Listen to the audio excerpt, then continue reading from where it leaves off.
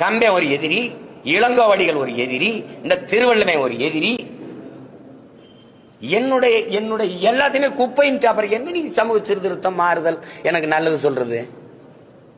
அப்புறம் திருப்பி அவரை கொண்டாந்து கொள்கை வழிகாட்டினா எந்த இடத்துல கொள்கை வழிகாட்டி? பெண்ணிய உரிமையா? உனக்கு உடல் இச்சை வந்தா பெற்ற தாயோ மகளோ அக்காவோ தங்கச்சியோ அவர்களோட உறவை வச்சுக்கிட்டு சந்தோஷமா இருந்து சொன்னது பெண்ணிய உரிமையா? நான் கேட்கறதுக்கு பதில் சொல்லணும். பெண்ணிய உரிமையா?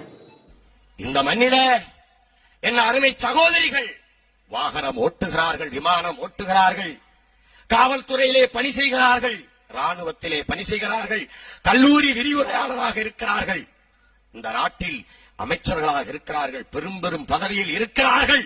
இதற்கெல்லாம் தோள் கொடுத்து தூக்கி நிறுத்தியவன் தந்தை பெரியார் என்ற ஒப்பற்ற தலைவன் என்பதை என் அருமை தாய்மார்களும் என் உடன் பிறந்த சகோதரிகளும் மறந்துவிடக் கூடாது.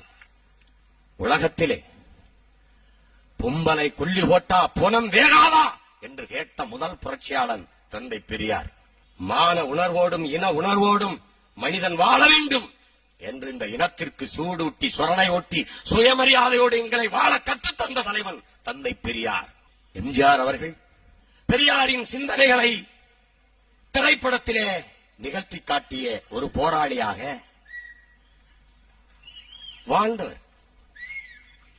என்ன பெரியாருக்கு எம்ஜிஆருக்கு என்ன ஒப்பீடு? ஆளும் வளரணும், அறிவும் வளரணும், அதுதான்டா வளர்ச்சி. மானமும் அறிவும் மனிதனுக்கு அழகு, இது பெரியார். இதை மந்திரமாக சொல்லி பழகு, இது பெரியார்.